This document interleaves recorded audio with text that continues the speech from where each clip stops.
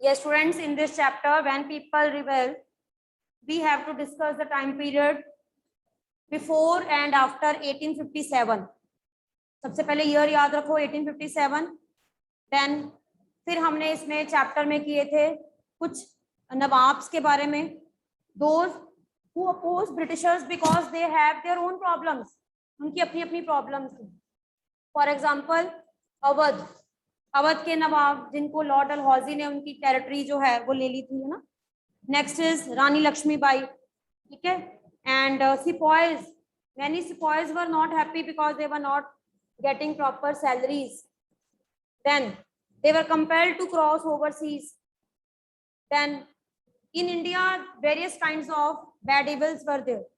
No doubt हम ये कहते हैं कि ब्रिटिशर्स ने हमारी कंट्री में कुछ जो है इम्प्रूवमेंट्स भी की, रिफॉर्म्स किए. हमारी कंट्री में उस समय बहुत सी बैड इवल्स थी. सती सिस्टम था, विटोरी मैरिज ग्रांट नहीं थी लेकिन बाद में उन्होंने की. लेकिन साथ ही साथ हमारी कंट्री में एक और रिलीजन आया, Christian missionaries, and many people were forced to convert their religion and for that they were given inheritance property right. Law बना कि जो लोग क्रिश्चियन कन्वर्ट करेंगे सिर्फ उनको ही अपनी प्रॉपर्टी का राइट जो है वो मिल सकता है. For that many people they converted their religion. फिर आया सोल्जर रिवोल्ट. सोल्जर रिवोल्ट जिसमें हमने पढ़ा है कुछ एक जिसे हम कहते हैं कंटोनमेंट एरियाज. नंबर 1 हमने पढ़ा मंगल पांडे. मंगल पांडे ने क्या किया था बैरकपुर में? He attacked on a police officer. For that court martial, जिसे हम कहते हैं ना, कोर्ट मार्शल का मतलब है he was given punishment, death punishment भी.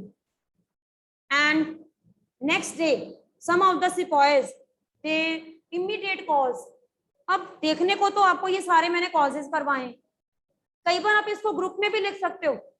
सपोज अगर मैंने पूछा आपसे, tell me which were the reasons, which were the causes of revolt of, causes of revolt of 1857. अब आप बच्चों को याद करना बहुत मुश्किल है सारे कॉज, तो आप उसको ग्रुप में याद करो. ग्रुप में कैसे याद करो? पॉलिटिकल,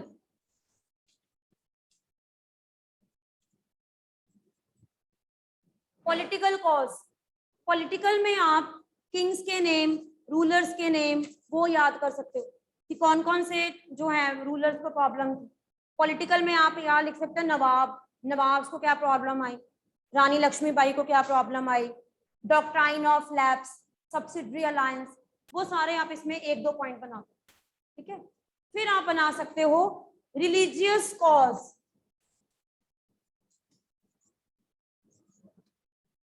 रिलीजियस और सोशल रीजन या कॉज सेम चीज होती है, चाहे रीजन बताओ या कॉज सेम.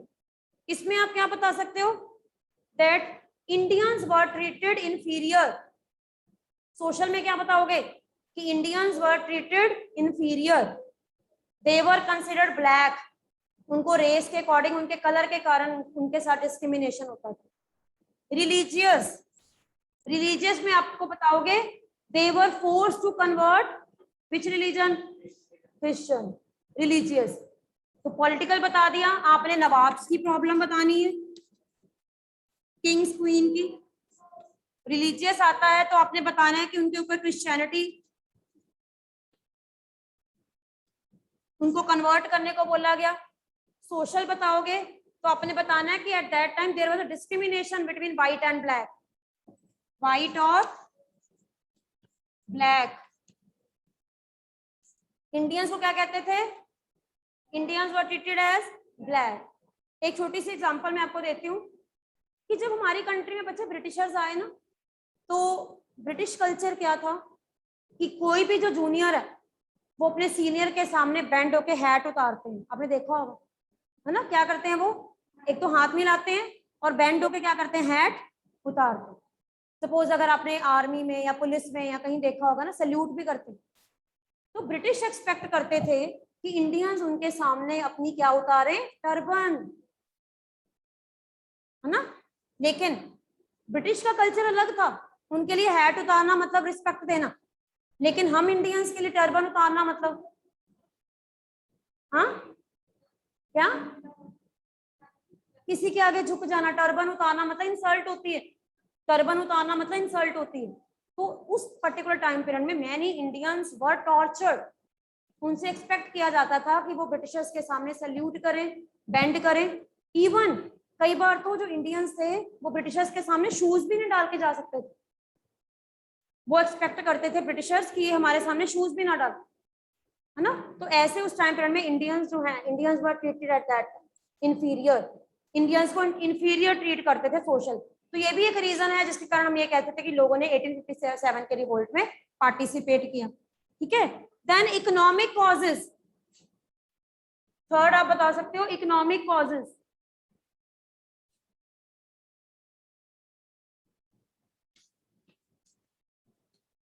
इकोनॉमिक में बताओगे, Indians had to pay taxes and revenue, high revenue and high taxes.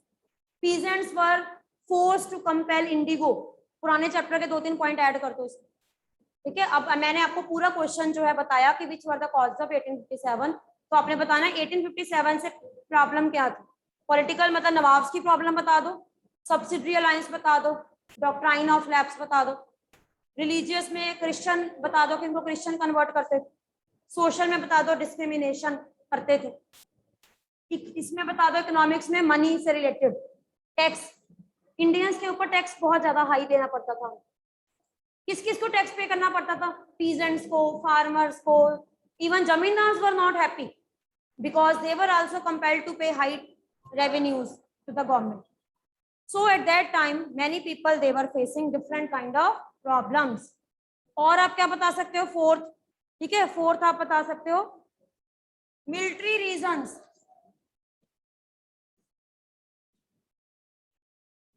Military causes, इसमें यही बताओ, सोल्जर्स, सोल्जर्स जो है लाइक मंगल पांडे, मंगल पांडे ने क्या किया, he attack because they were not given proper salaries.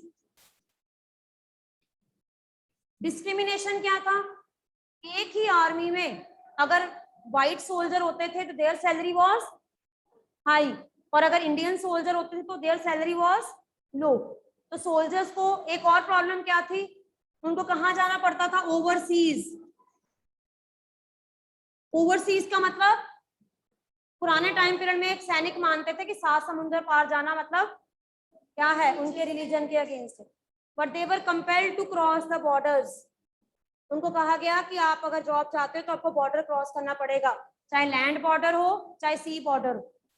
ठीक है, लेकिन ये तो सारे कॉजेस थे। अब आपको याद रखना है इमीडिएट कॉज। इमीडिएट कॉज क्या आएगा, अगर मैं आपसे पूछूं कि what was the immediate cause of 1857, तो आपने बताना है ग्रीस कार्टेजेस। क्या बताओगे, इमीडिएट कॉज क्या था, grease cartridges. What was the immediate cause of 1857 revolt, grease cartridges. अब ये बताओ इमीडिएट, ये फिफ्थ कॉज बनेगा आपका। इसमें आपने बताना है that many soldiers they refused to use these grease cartridges because these were coated with the fat of pig and cow. काओ को हिंदू लोग उसकी पूजा करते हैं, तो वो कैसे उसको खोल सकते हैं मुंह से। एंड जो मुस्लिम्स हैं वो पिग को क्या मानते हैं, इंफीरियर। मुस्लिम जो है वो पिग को क्या मानते हैं, inferior. So both the communities लो, ठीक है, बोथ द कम्युनिटीज, ठीक है, they refuse to use grease cartridges. बच्चे जब भी ये कारतूस में जो गोलियां होती थी ना, इनको मुंह से खोलना पड़ता, तो इन सोल्जर्स ने इसको यूज करने से मना कर दिया। And for that many soldiers they revolt. इस रिवोल्ट को क्या बोलते हैं, मुटनी। मुटनी जो है वो क्या बन गई, रिबेलियन। विद्रोह सैनिकों में हुआ था, लेकिन ये पूरी कंट्री का रिवोल्ट बन गया। कैसे बना, 85 soldiers they were given death sentence. ये मैंने कल करवाया था आपको ना, कि 85 जो सोल्जर्स थे उनको डेथ सेंटेंस दे दिया गया, उनको जॉब से निकाल दिया गया, जेल में उनको डाल दिया गया। एंड बाकी सोल्जर्स ने क्या किया, 9 मई 1857 को उनको छुड़ा लिया। और ये सारे कहाँ गए, 10 मई को कहाँ गए, दिल्ली। दिल्ली वो किससे मिले, बहादुर शाह जफर। बहादुर शाह जफर कौन थे, दो तरह से आप आ सकता है, वो लास्ट मुगल एम्परर भी थे और लीडर ऑफ रिवोल्ट भी थे। लास्ट मुगल एम्परर थे मुगल डायनेस्टी के और लीडर ऑफ रिवोल्ट भी थे। तो उन्होंने क्या किया, he wrote letters to many kings. उन्होंने बहुत से किंग्स को, जिसमें कहते हैं ना कि लेटर्स भेजी कि आप सारे रिवोल्ट में मिलकर पार्टिसिपेट करो, तो ही हम अपनी कंट्री को क्या करवा सकते हैं, इंडिपेंडेंस। आपको पता है फर्स्ट वॉर ऑफ इंडिपेंडेंस भी कहते हैं इसको। अगर हमें तभी आजादी मिल जाती तो शायद तभी ब्रिटिशर्स हमें छोड़कर चले जाते, लेकिन 1857 का रिवोल्ट फेल हो गया। तो लेकिन फिर भी ये हिस्ट्री में बहुत इंपॉर्टेंट माना जाता है। क्या बोलते हैं इसको, इसको बोलते हैं first war of independence. First war of independence. Bahadur Shah Zafar, हाँ वो तो 1957 में मिली ना हमें। अगर 1857 में ही हमें इंडिपेंडेंस मिल जाती तो हम पहले ही आजाद हो जाते। ठीक है, तो बहादुर शाह जफर ने क्या किया, he gave courage and confidence. And अब हमने बताना है कौन कौन से रूलर्स ने इनको सपोर्ट किए।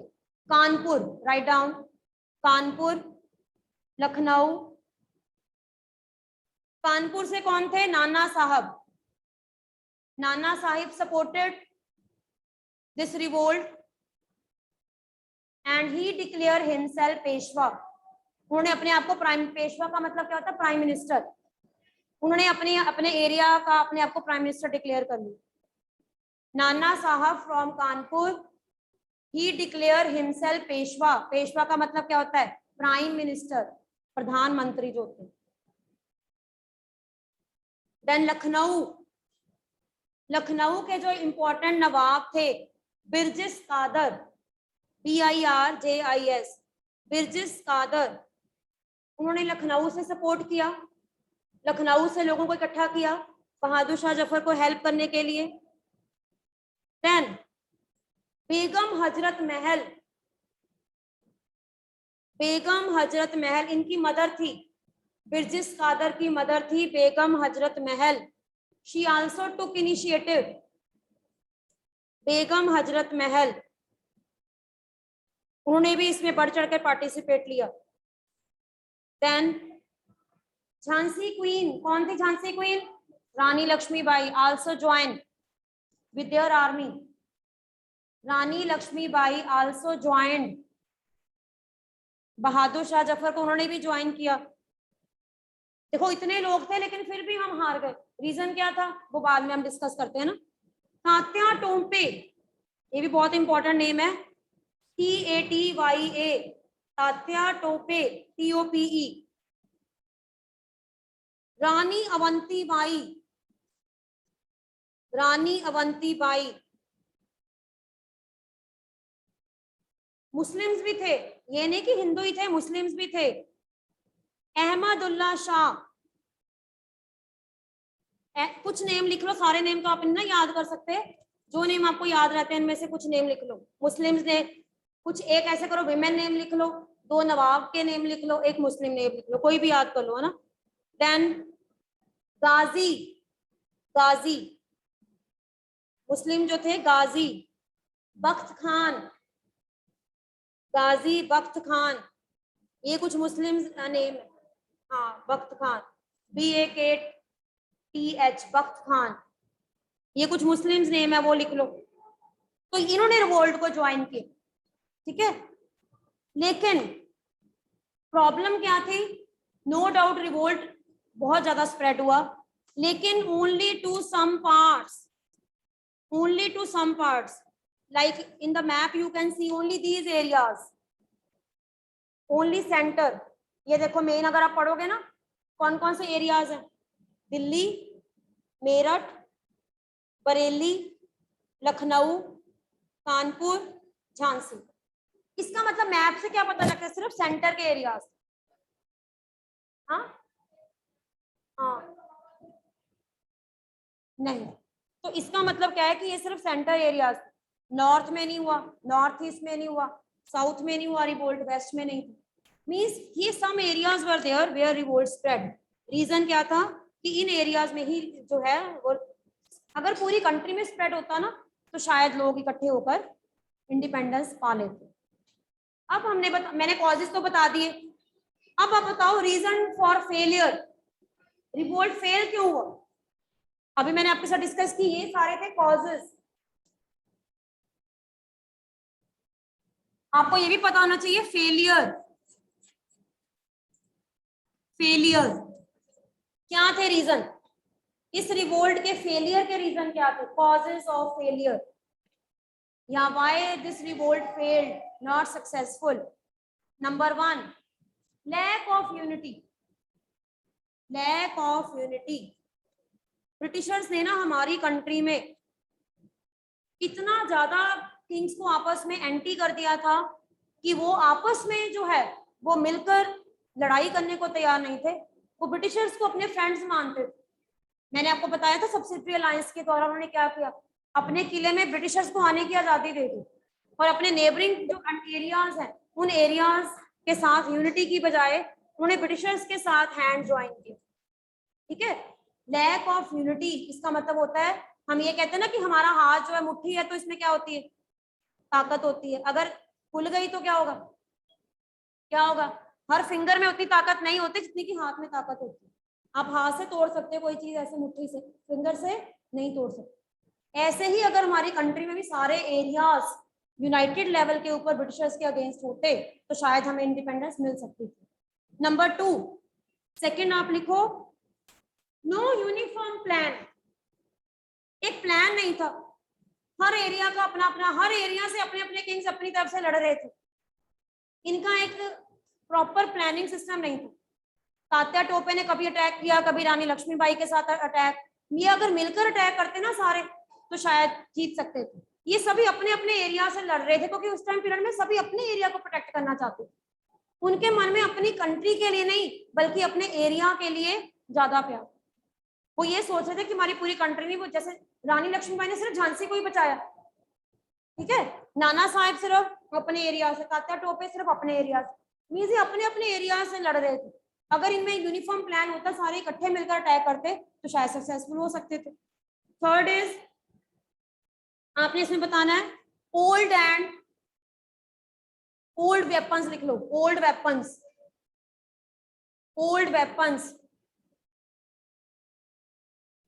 हमारे इंडियन किंग्स के वेपन क्या थे, क्या होंगे, अब सोचो क्या होंगे, स्वर्ड्स और स्पीयर, स्पीयर होता है और आर्चरी होता है बस।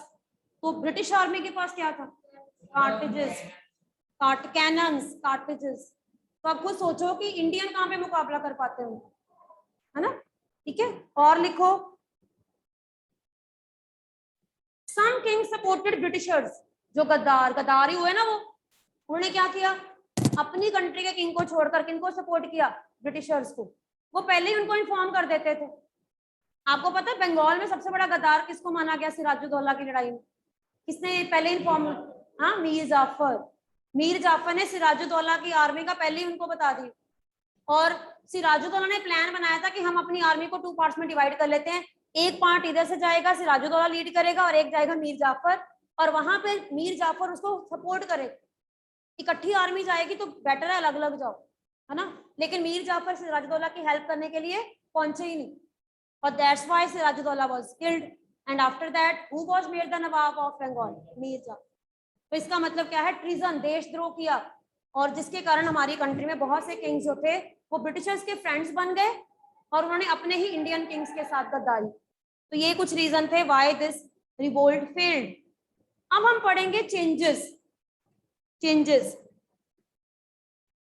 चेंजेस पढ़ेंगे। चेंजेस मतलब 1857 के बाद जब ब्रिटिशर्स जीत गए और इंडियंस हार गए, 1857 का रिवोल्ट फेल हो गया, लेकिन ब्रिटिशर्स को एक लेसन मिला। क्या लेसन मिला, कि अब वो अपनी एडमिनिस्ट्रेशन को और ज्यादा स्ट्रॉन्ग करना चाहते थे। उनको ये मिला कि लोग कभी भी रिवोल्ट कर सकते हैं। अब इस रिवोल्ट को तो हमने कर्व कर दिया, स्प्रेस कर दिया, लेकिन इसका रिजल्ट क्या निकला, तो आपका ये क्वेश्चन क्या है, रिजल्ट ऑफ रिवोल्ट। बच्चे ये रिजल्ट भी आ सकता है, अलग अलग हेडिंग्स, कुछ भी heading, result of revolt, changes aftermath, कुछ भी आ सकता है, चेंजेस आफ्टर माथ। आपकी बुक में है ना आफ्टर माथ, आफ्टर माथ का मतलब क्या है, रिजल्ट या चेंजेस।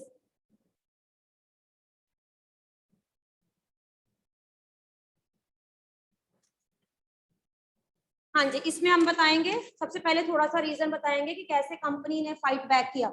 कंपनी ने फाइट बैक कैसे किया? कंपनी ने सितंबर 1857 में पूरा दिल्ली कैप्चर कर लिया। कंपनी कैप्चर, रीकैप्चर लिखो, recapture. Company recapture Delhi in September 1857।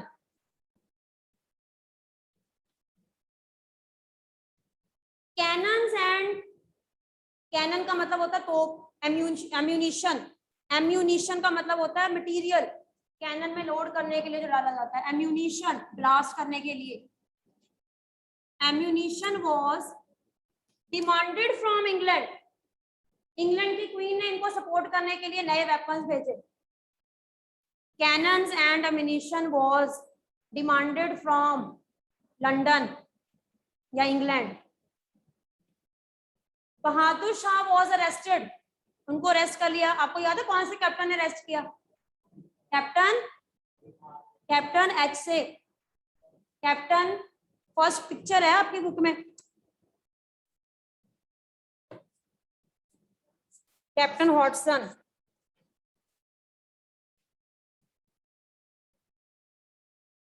Captain हॉटसन।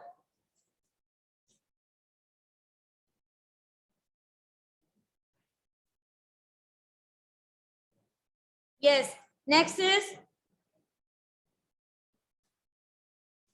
इसके बाद captain Bahadur Shah Zafar was sent to Rangoon jail, Rangoon में भेज दिया उनको, रंगून, रंगून बर्मा की तरफ, Rangoon.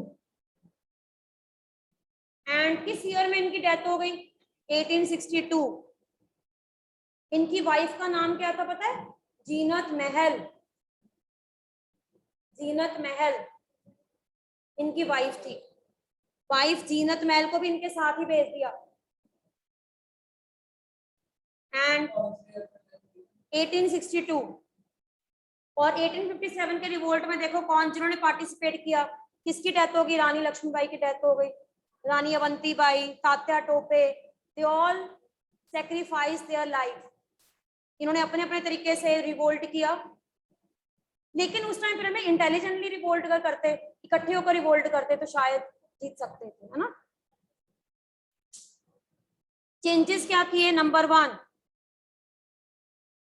New act 1858, new act बना, नया एक्ट पास किया गया, न्यू एक्ट 1858, ट्रांसफर पावर। इस एक्ट ने क्या, कुल की सीधों के बेटा, this act transfer power from East India company to British crown, यानी कि ईस्ट इंडिया कंपनी को हटा दिया। याद रखना 1858 के बाद ईस्ट इंडिया कंपनी का कंट्रोल खत्म हो गया और इंडिया का कंट्रोल डायरेक्ट किसके हाथ में आ गया? क्वीन के हाथ, British crown. New act was passed in 1858 and powers were transferred from East India Company to British Crown. Second, किसका टाइटल चेंज किया था? पहले गवर्नर जनरल था ना, नाम चेंज कर दिया उसका, पोस्ट का क्या रख दिया? Viceroy. Title of governor general was changed as viceroy. India के लिए क्या अपॉइंट किए गए? Secretary of state, secretary of state, जो पूरी रिपोर्टिंग क्वीन को करते थे। देन कौन सी पॉलिसी लॉन्च की गई? पैरामाउंटसी, कि इंडिया में नंबर 1 क्या होगी? क्वीन, पैरामाउंटसी। नंबर 1 क्वीन का डिसीजन मैटर करेगा। इंडिया के किंग जो है वो नंबर 2 पे रहेंगे, नंबर 1 कौन होगी? British queen. देन सोल्जर्स में क्या चेंज किया उन्होंने? सोल्जर्स में उन्होंने कुछ, जो सेंटर के जो सोल्जर्स थे ना, महाराष्ट्र के आर्मी को नंबर ऑफ रिड्यूस, जहां पे रिवोल्ट ज्यादा हुआ ना उस एरिया के सोल्जर्स को कम कर दिया, और कौन से एरिया, जिस एरिया से रिवोल्ट स्प्रेड ही नहीं हुआ उन एरियाज के नंबर ऑफ सोल्जर्स बढ़ा दिए। कौन कौन से? नंबर 1 पठान, गोरखा एंड सिख, मतलब पंजाब में रिवोल्ट स्प्रेड नहीं ना हुआ था, तो उन्होंने यूरोपियन आर्मी में इनका नंबर बढ़ा दिया, बाकियों का नंबर कम, मराठा को कम कर दिया, मराठा को कम कर दिया।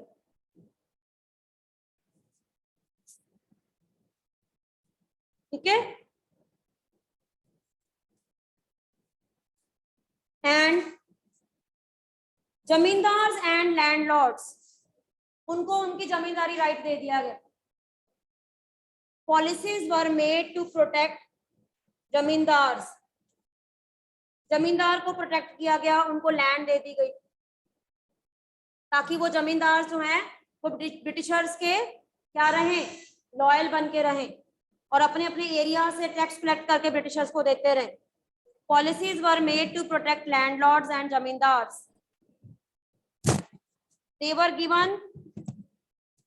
were given rights over property. They were given rights over property. ठीक है।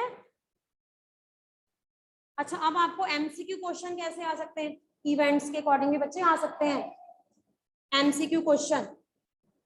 एमसीक्यू क्वेश्चन का मतलब ये नहीं कि सीधे सीधे क्वेश्चन होंगे, मैच द कॉलम्स भी आ सकते हैं। पता कैसे, मैं आपको एक एग्जांपल देती हूँ, लिखो, I am giving you just one example how to match. Number 1, एक तरफ इवेंट्स लिखो और एक तरफ लिखो ईयर, एक तरफ इवेंट्स लिखो, एक तरफ लिखो year.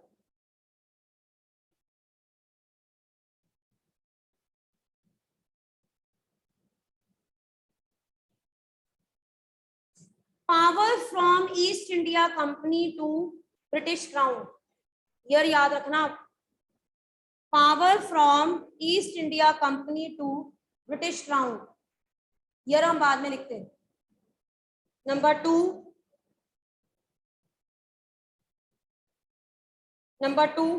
Mangal Pandey was hang till death, Mangal Pandey was hang till death. Number 3,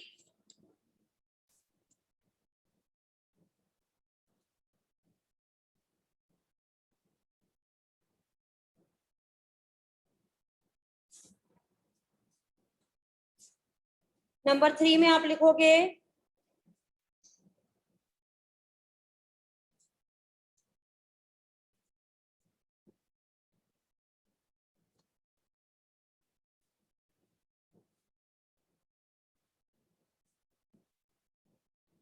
Rani Lakshmibai was defeated and killed. Rani Lakshmibai was defeated and killed. कितने हो गए? 3। एक और लिखो,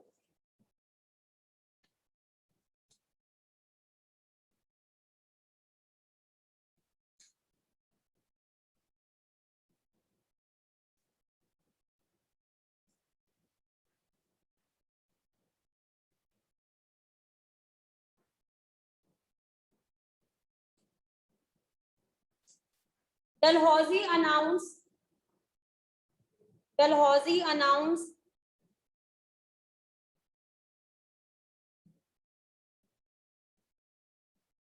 that Bahadur Shah Zafar will be the last ruler.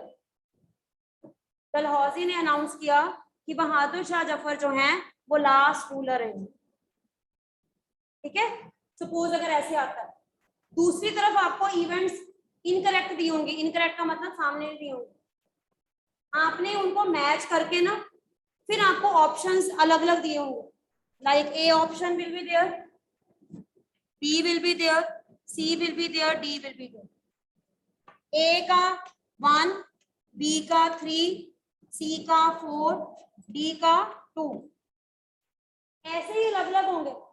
आपने पहले अपने आप मैच करके करेक्ट ऑर्डर बना लेना, उसमें से 3 मैच गलत होंगे, 1 सही होगा, जो सही होगा वो आपका राइट आंसर है। तो अब खुद सोचो कि आपको एक एमसीक्यू में कितना टाइम लगेगा। पहले आप क्या करोगे, इसको मैच करोगे, फिर करेक्ट ऑर्डर ढूंढोगे, फिर आपने करना। सीधा सीधा एमसीक्यू नहीं, सोच सोच के करना है आपको। अब इसकी इवेंट्स लिखो, डेट लिखो कौन कौन सी, सामने सामने लिखो अपने आप। नंबर 1 क्या है, कौन से ईयर में हुआ था? 1858। Second, Mangal Pandey was given hang till death, कौन से ईयर में? 1857। Third, Rani Lakshmibai was killed 1857। हाँ, रानी लक्ष्मीबाई वॉज किल्ड 1857। कौन से ईयर में? 1849। डलहौजी ने कौन से ईयर में अनाउंस किया था? 1849 कि बहादुर शाह जफर की डेथ के बाद रेड फोर्ट खाली करना पड़ेगा और बहादुर शाह जफर लास्ट मुगल एम्पर होंगे। क्या 49 है? इधर आओ,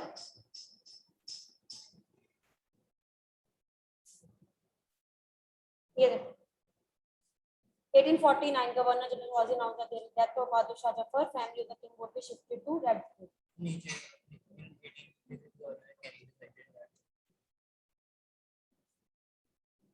नहीं, फुल स्टॉप है, फुल स्टॉप है।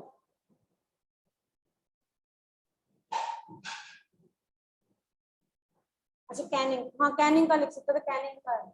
लॉर्ड कैनिंग कर लो उधर, लॉर्ड कैनिंग कर लो, लॉर्ड कैनिंग। डलहौजी की जगह कैनिंग करो, ठीक है? क्लियर? एंड लास्ट हो गया। तो ऐसे आपको बच्चे इवेंट्स आ सकती है मैच, तो ये मत सोचो कि एमसीक्यू में सिर्फ स्टेटमेंट होगी और आंसर्स, आपको ऐसे कोई भी इवेंट्स आपको आ सकते हैं, ठीक है? प्रैक्टिस करो आप अच्छी तरह से। Now any problem regarding this chapter online students?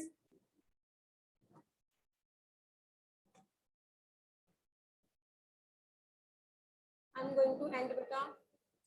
Time is over.